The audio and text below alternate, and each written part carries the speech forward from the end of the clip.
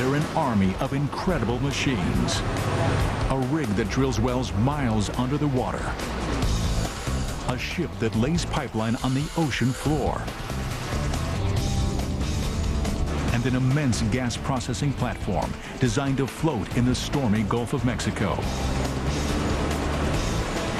All part of a daring plan, a network of natural gas wells and pipelines in the deepest water yet, 9,000 feet down. And hurricane season is on the way. For this team of mega movers, it's go time.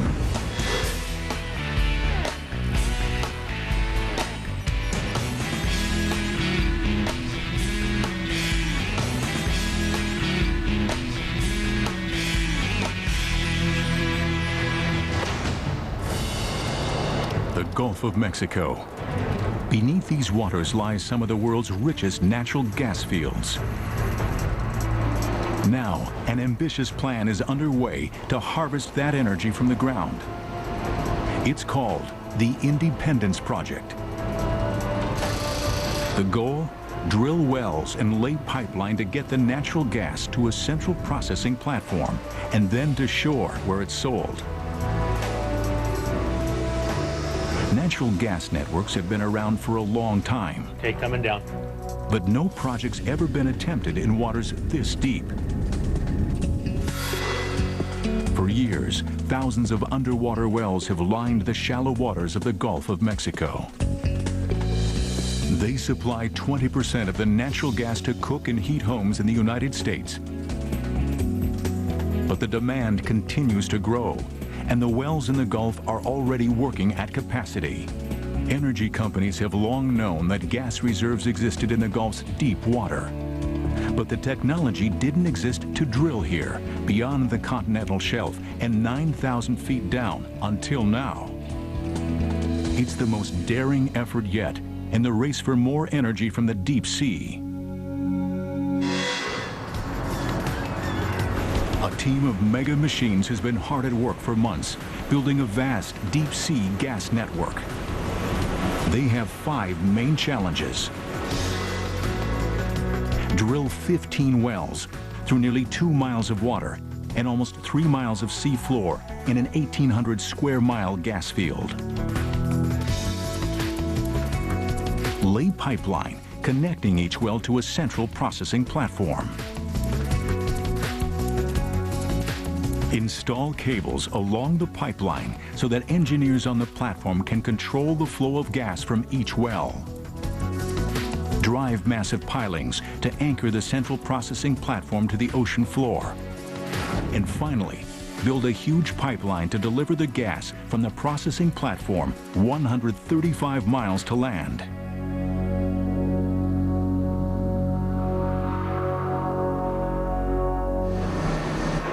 Construction on the processing platform is underway here in Ingleside, Texas. Once it's installed in the open ocean, this platform will be the hub of the network, purifying the natural gas and sending it back to shore.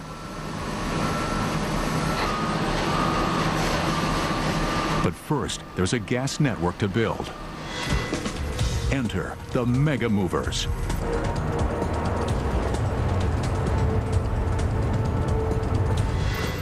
The Deepwater Millennium will tackle the first job, drilling the wells.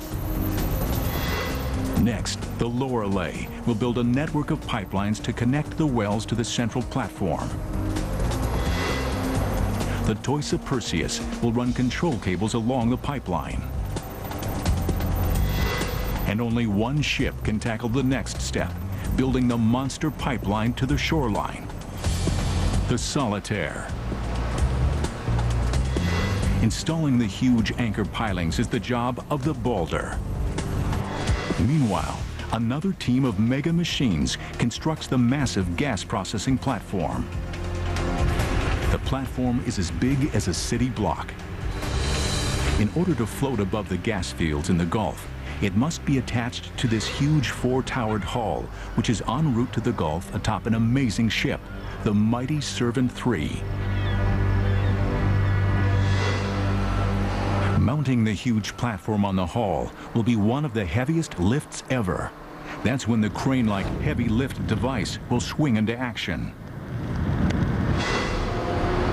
To get the network up and running, each of these machines will have to do its job perfectly. But Mother Nature can wreak havoc on even the best laid plans. The Gulf of Mexico is notorious for powerful storms, and summer is peak hurricane season. 7 major storms made 2005 the worst hurricane season on record and the most devastating in memory. This year could be even worse. The first job is getting the gas wells up and running. Months ago, the Deepwater Millennium drilled wells for this project. The ship's drill pipe reached 9,000 feet down to the sea floor and dug in. Then it punched through another 3 miles of sea floor to reach pockets of natural gas. An incredible 5 miles below the water surface. Now, the Deepwater Millennium will answer the $2 billion question. Will enough gas flow freely to make this well worth tapping?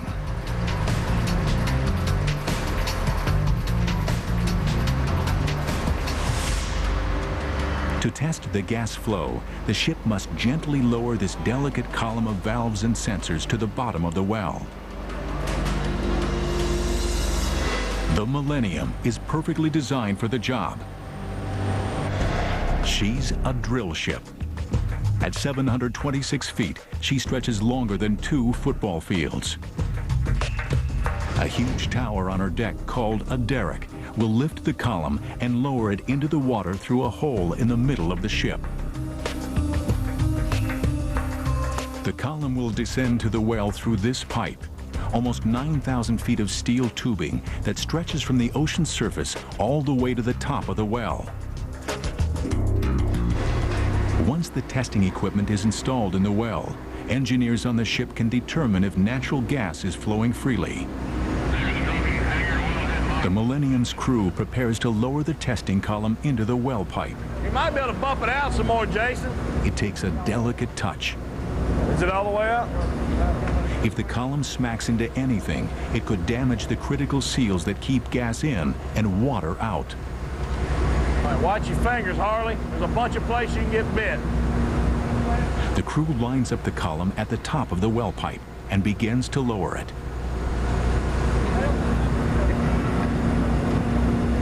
I got buckets like, oh. But suddenly, it stops descending. A jammed column could mean costly delays.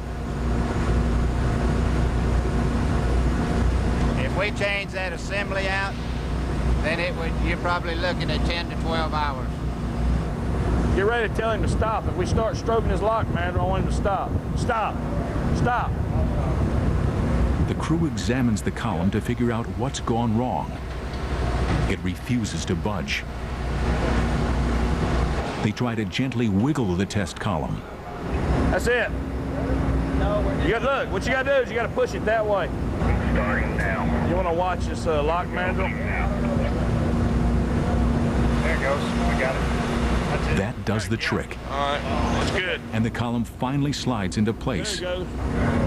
You want to verify that in the book? It'll take 2 days for the testing equipment to reach its destination. Open it up.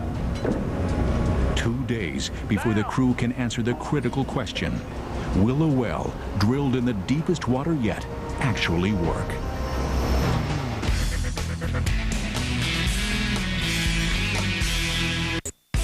Now back to Deep Sea Drillers on MegaStructures. The Deepwater Millennium hovers above a gas well in the Gulf of Mexico. After several setbacks and delays, the crew gets the sign they've been waiting for. The testing equipment has reached the well, 9,000 feet down. It's time to see if this well can produce for the Deep Sea Independence Project. Roger. With the touch of a computer screen, engineers open the valves deep inside the well, and gas begins to flow. The crew monitors every sensor and valve. The test is a success. Gas is flowing freely from the well. At the end of the day, it's all about getting the job done right the first time. If it takes a little extra time to do that and to do the job safely, that's what's most important. The Millennium has successfully gotten 15 wells up and running. Now it's time for step 2 of the Independence project. Laying the pipeline that will connect each well to the processing platform. It'll take a vast network of pipes laid precisely on the sea floor. Now, a new mega mover takes charge. The All Seas Lorelei is a pipeline building pro. At 600 feet, she's longer than the Washington Monument is tall. A massive pipe manufacturing facility fills nearly 2/3 of her hull. Off her stern, a 200-foot guide called a stinger lowers the pipeline to the sea floor. Creating the network of pipelines is like building a city sewer system nearly 2 miles below the ocean's surface. The Lorelei's biggest challenge is laying each of the pipelines on their predefined pathways. Deviate even a few inches and it will be a massive tangle of steel. Below her decks is a massive hold with over 22,000 pounds of steel pipes. The pipes can't be welded at the bottom of the ocean. That happens here in a high-tech assembly process called the firing line. Massive elevators lift 40-foot sections from the hold and slide them into the firing line. The pipes seen here will form a single pipeline 45 miles long.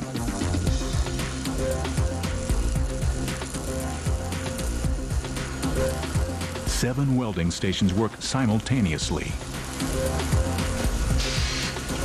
A new layer is added to the weld at each station, making the joints extremely strong. In the deep sea, even the smallest flaw could collapse the pipe, shutting down the flow of gas. So every weld is examined before the pipeline slides out of the Lorelei's stern and onto the stinger where it's guided to the ocean floor. Amazingly, even steel pipe over an inch thick bends like a garden hose under its own weight. 12,000 feet, over 2 miles of pipe are suspended between the ship and the sea floor in a giant curve. The Lorelei will work around the clock to spit out up to 3 miles of pipeline every day, making her one of the fastest pipe-laying vessels in the world. With the wells and pipeline construction underway, it's time for step 3 in the Independence project. Laying the cables that will control each well's gas flow. It's a job for the Toisa Perseus. She's one of the only vessels that can install these cables in such deep water. Her huge reels hold miles of the thick cables. And her aft deck is bigger than 3 basketball courts. It needs to be. That's where the Perseus carries its giant cable connectors. The crew places a connector next to each well and then runs the cable along the pipeline all the way back to the processing hub. These cables are an essential part of the network. By supplying the electronic and hydraulic power to open and close the well's valves, they'll allow an engineer on the processing platform to control the flow of gas from a well as much as 45 miles away.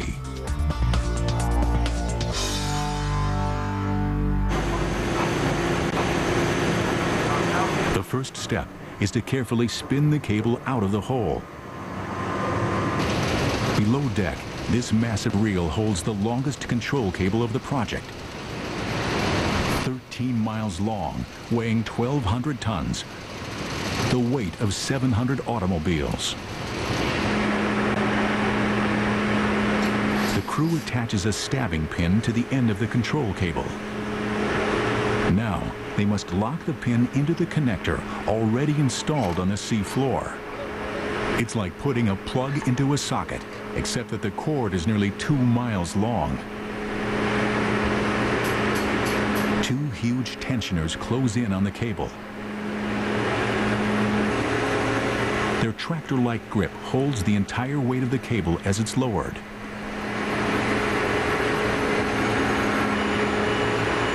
It's a straight shot through a hole in the middle of the ship, 9,000 feet down.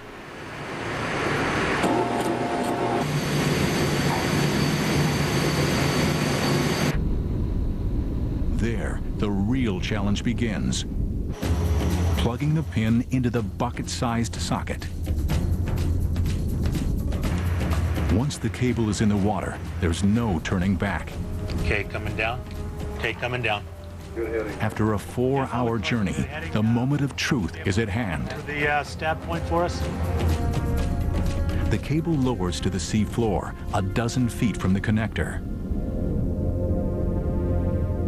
ROVs, remotely operated vehicles, are the engineers' eyes and hands on the sea floor. They're launched from the ship at the start of every underwater operation.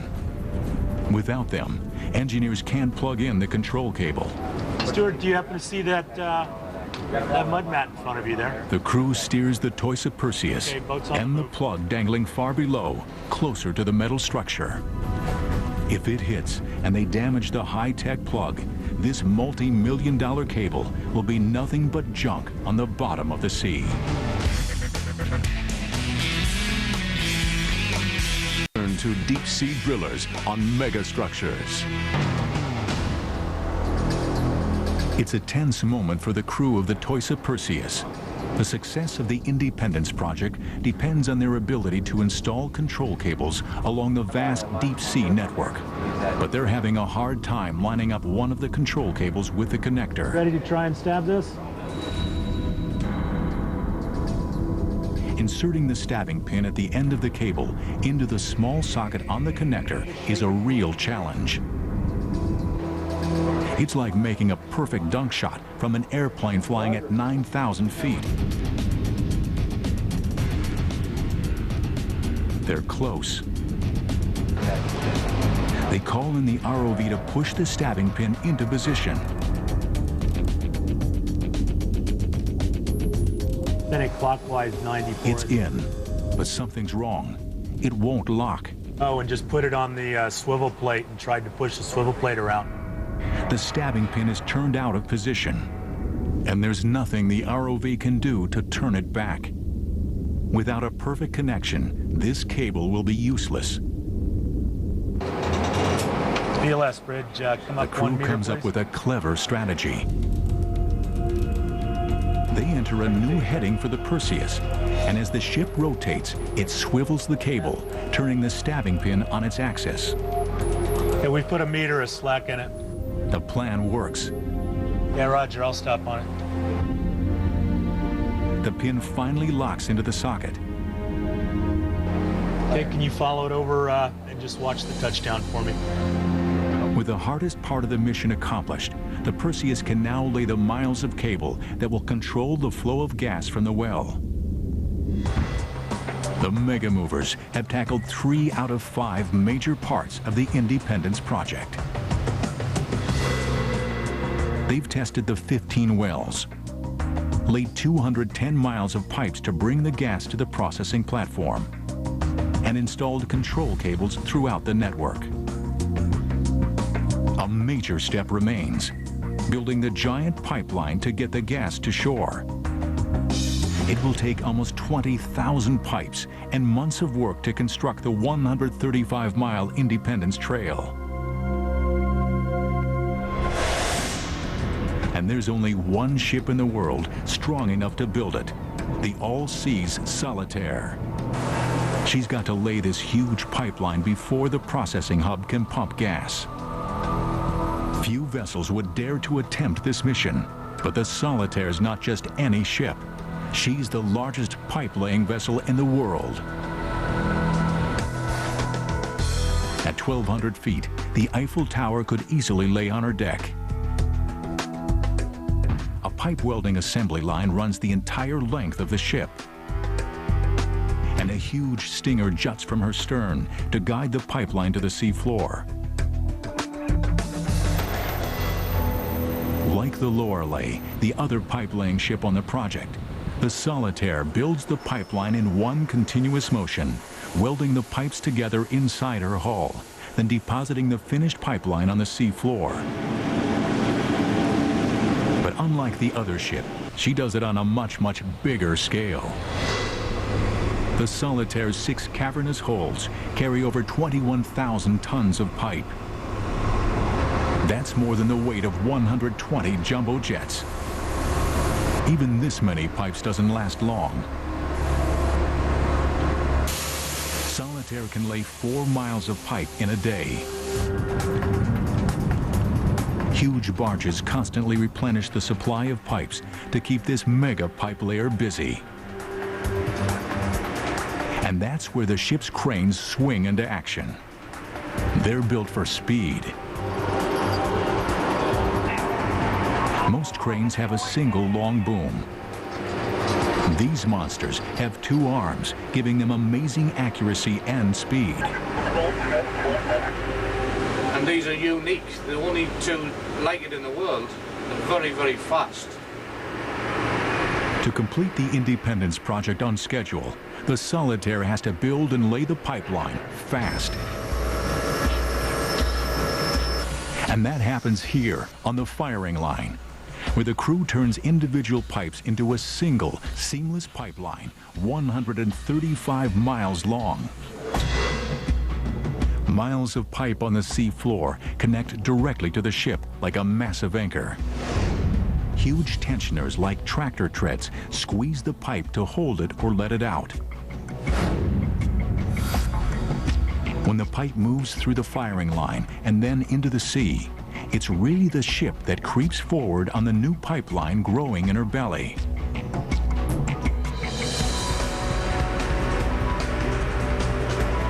The Solitaire works around the clock to complete the pipeline on schedule.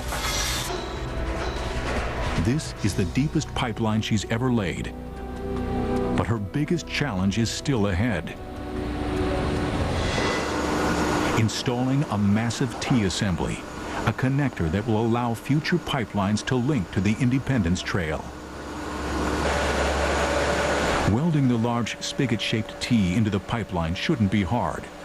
The difficulty will come in trying to push the bulky structure out of an assembly line designed for pipes. The crew has a plan, but it's risky. 135 miles away on the Texas coast, work reaches a fever pitch on the final part of the project, the Independence Hub. This huge floating platform will process all the gas from the project's 15 deep-sea wells and send it 135 miles to shore along the Independence Trail. Soon, this megastructure will be towed out to the gas field. But first, they have to finish building it.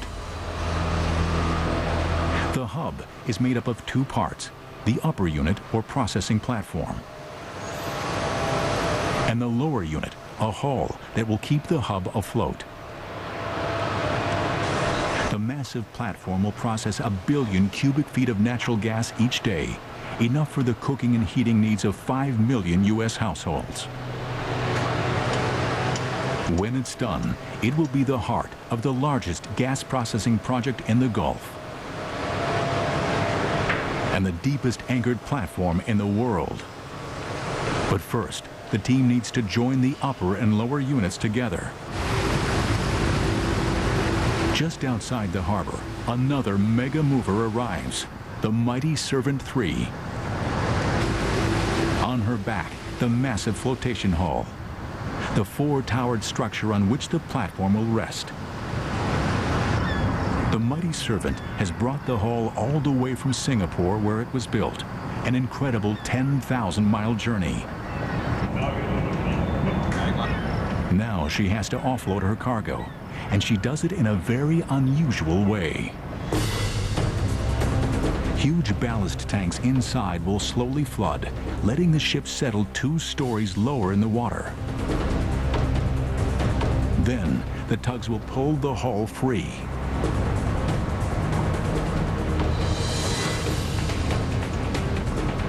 It's a simple but dangerous process. Both the ship and its cargo can quickly become unstable. And the huge towers of the hull can catch the wind like sails. In a strong gust, the hull could sway, crushing anything in its path. The team must move the massive T-connector out of the ship's hull. If it's not done right, the pipeline could become a dangerous whiplash when MegaStructures returns.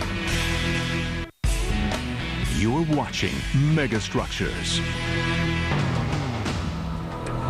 Out in the Gulf of Mexico, the Solitaire is about to tackle a critical part of the Independence gas project. The ship's already laid miles of pipeline called the Independence Trail to bring processed gas to shore. Now it has to install a massive T so that future pipelines can hook up to the Independence Trail. Now is when the operation gets dangerous. As the pipeline exits the Solitaire's hull, 3 powerful clamps called tensioners bear its weight. They hold the massive strain of nearly 2 miles of pipeline hanging between the ship and the sea floor. But to let the huge T pass, each tensioner or clamp has to be opened one at a time. And all the weight of the pipeline, 655 tons, is shifted to only 2 tensioners. If one fails now, hundreds of feet of pipe will whiplash through the ship on its way to the sea floor. The Solitaire starts to move the T through the firing line. The first of 3 tensioners opens. All eyes watch as the T inches forward.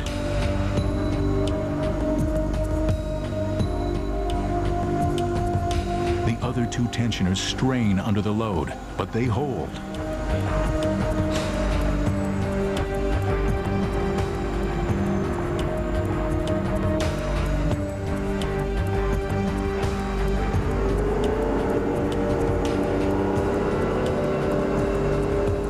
Twice more, 1 tensioner opens, and the entire strain of the pipeline is held by the other 2. Finally, the T is on the other side of the tensioners, on its way to the sea floor. It's a major success for the Solitaire, bringing the ship 1 step closer to building the pipeline on schedule. On the Texas coast, the huge gas processing platform and the hull that will float it must be joined together. But first, the team has to get the hull off this ship, the mighty Servant 3. This mega cargo ship offloads by sinking, letting her cargo float. For the last few hours, a strong breeze has made it too dangerous to move the hull, but finally, the wind has died down. Now the tricky business of sinking the mighty Servant 3 begins.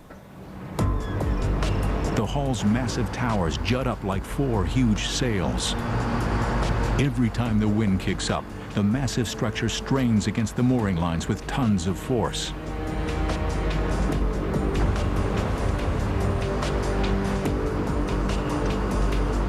On the bridge of the mighty Servant, the captain carefully controls the flooding of ballast tanks.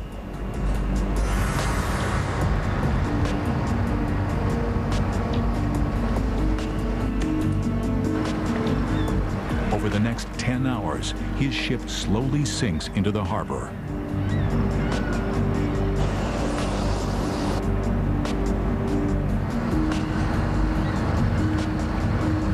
Finally, after a globe-crossing journey from Singapore, the hull is afloat.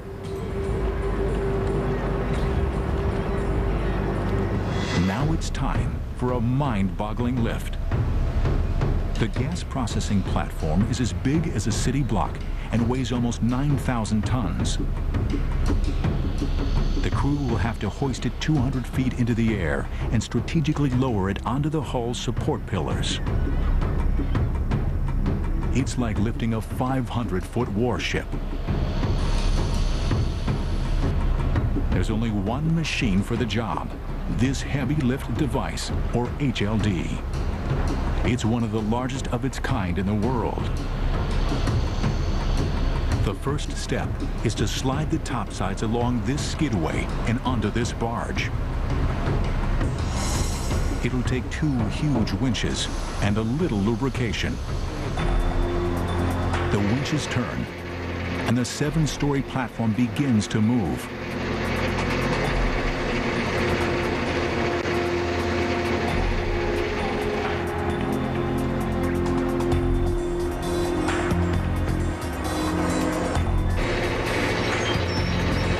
At the water's edge, the process gets trickier.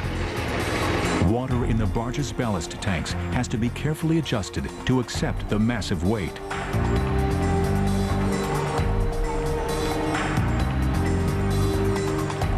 It takes 8 hours, but finally the platform is on the barge.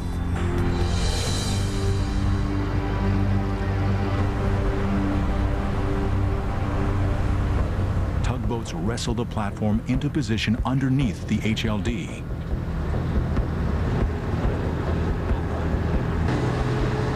And the crew attaches huge A-frames to lift it. But high winds kick up again. In these conditions, lining up the hull perfectly under the platform will be almost impossible. We need to make sure that the hull is in the appropriate position when we stab down, because we only have a 3-inch tolerance when we stab down, and that hull has to be in a perfect position. For now, the operation is on hold, but it won't slow down another mega mover. Out in the Gulf, preparations for the hub's final home are underway. Keeping the enormous Independence hub secure in the Gulf's stormy seas will require heavy-duty anchors and a special ship to install them. Meet the Boulder.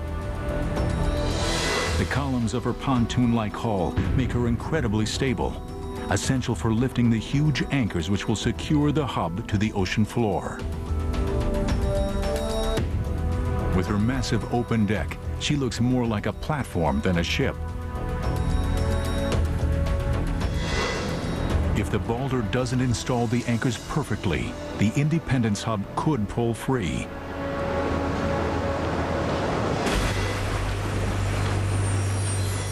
That's what happened to this hub. Thunder Horse was the biggest hub in the Gulf until Hurricane Dennis ripped it from its moorings.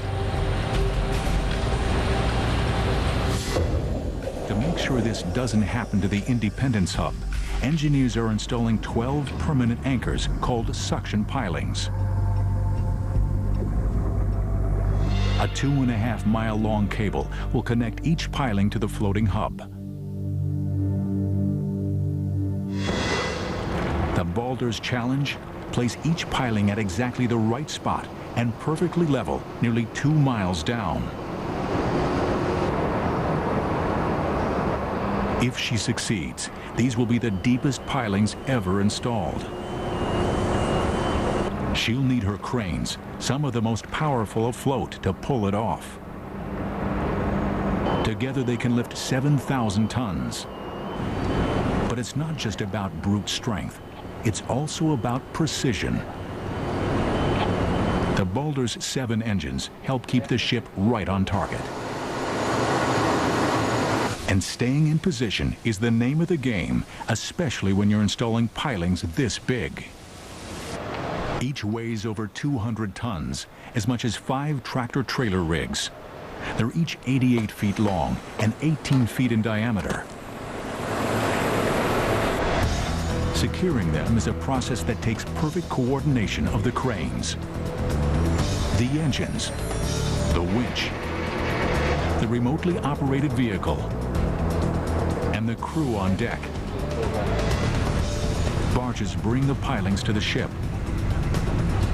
Cranes lift them on board and set them down very gently. The crew attaches a harness and chains for the lift.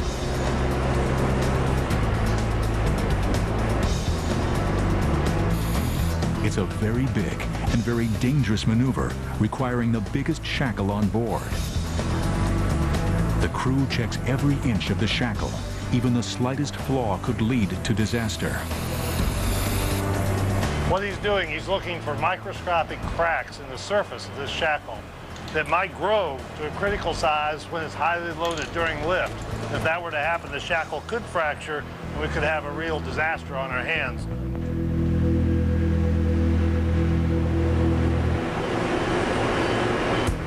The two cranes lift the piling to turn it on end. It goes without a hitch, and the piling lowers over the side of the boulder. On the bridge, the crew monitors every movement. If the boulder isn't level, or if she begins rocking, the huge piling could become a wrecking ball, crashing into the deck or punching a hole in the ship. With all that weight over one side of the ship, you'd think it could tip over. But back on the bridge, the crew controls ballast tanks in the boulder's hull to counteract the weight. The piling lowers into the sea.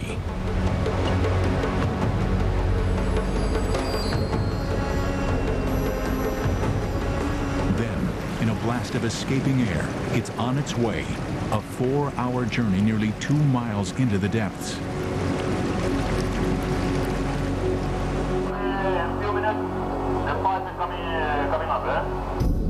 The huge anchor has to be placed within a hair's breadth of a buoy set on the ocean floor and set at the right angle.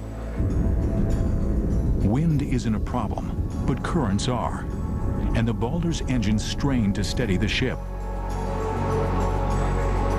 If the piling isn't installed perfectly, the massive tension of a 2.5-mile mooring line could rip it apart.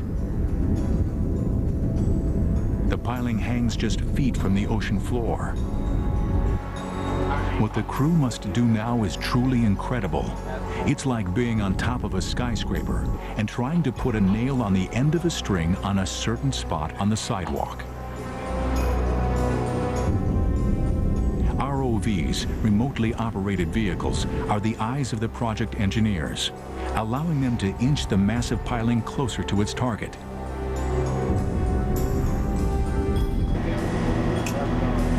The crew will have to get it just right if the pilings are to be ready when the Independence hub arrives. For the hub's final placement, the crew attempts a lift they've never tried before when MegaStructures returns. And now the conclusion of MegaStructures. The boulder moves closer to the target, ready to install one of a dozen pilings which will anchor the Independence hub at the center of the gas field. Much movement down there, so it's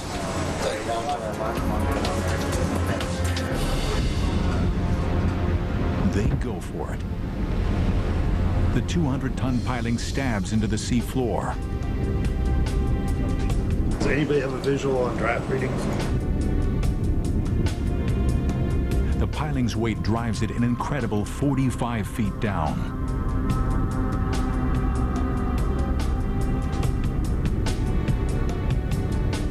It's in the right place, but is it aligned properly? Also -1. Orientation is very good. Probably about the best we've achieved thus far.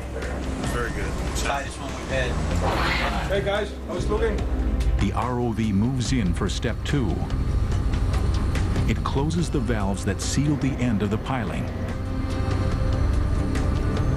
Then it connects a powerful pump. As the pump sucks out the water inside the piling, the structure sinks even deeper into the sea floor. Mission accomplished, but the boulder's crew doesn't have time to celebrate. They'll work around the clock to install the remaining 3 pilings before the hub arrives. Construction of the Independence project is almost complete.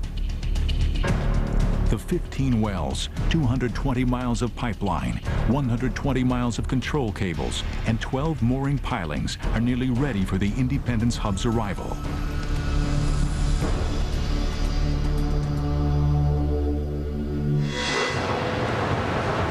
In Texas, it's countdown to the big lift, the last obstacle facing the project engineers. Hoisting the nearly 9,000-ton processing platform onto the 4 towers of its behemoth flotation hull. It's a job for one of the biggest lifters in the world, the Heavy Lift Device, or HLD.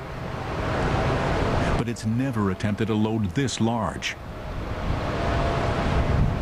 Inside the control shack, engineers continuously monitor the HLD's controls in preparation for the big lift. The mammoth booms are 500 feet long, and 23 miles of cable weighing 900 tons run through her motors and winches. Sensors on the booms and the cables provide constant feedback to the engineers. On the hub and the barge, the crew performs their final checks. Then, all but a few crew members move off to a safe distance. A broken cable now would send the mammoth platform crashing to the ground. The lift's motors begin to turn. The cables take up the enormous weight. Then, an ear-splitting boom gets everyone's attention. A fitting for the A-frame has adjusted under the strain. The lift continues. Cables strain as the HLD takes the full weight of the platform. Then, suddenly, one side is free. In the control room, every sensor is double-checked. The motors and winches turn, and the nearly 9,000-ton platform hangs free.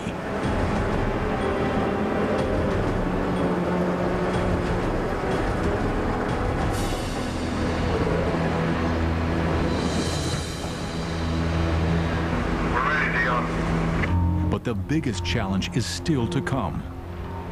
Setting the suspended platform on the 4 points of its flotation hull. First, the platform has to be raised even higher to make room for the hull. Then, 4 tugs work in concert to turn the hull and push it into place.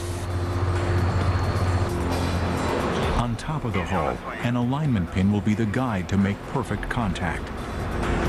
The hull has to be positioned precisely for the pin to fit inside a 24-inch diameter guide. 10 feet of height from the guide to the... It's up to the team leader to thread this needle and mate the platform to the hull. When yours line up, if you get there. Thick steel mooring cables connect the hull to shore. They'll control the critical position of the hull underneath the platform. The team leader communicates constantly with his spotters on the hull's towers. Reynolds, I'll put you in the guide. With a swing. Easy, boom up with a easy swing. He directs the massive platform to come down. With a twist, but... With only 3 inches of tolerance, it has to be perfect. Yeah, 10-4. I don't need quite a foot to get in the guide, but the alignment is off. It's turned just a hair. If they continue, the stabbing pin will hit one side of the guide, and the platform will miss its connecting points. Hang on, a little more, Terry Dunn. All right, right there, stop. The team leader calls for the mooring cables to be adjusted. All right, Larry, boom it down on the south. The platform eases down even more.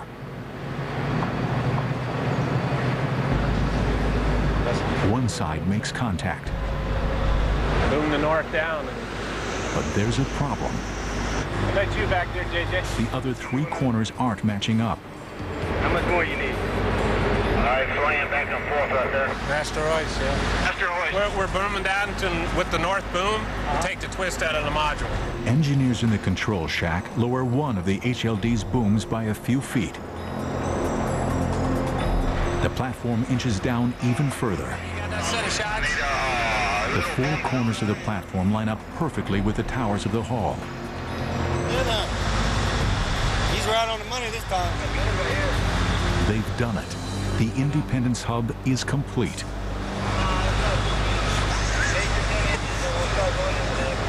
It's a landmark moment and the most ambitious deep-sea construction project ever attempted.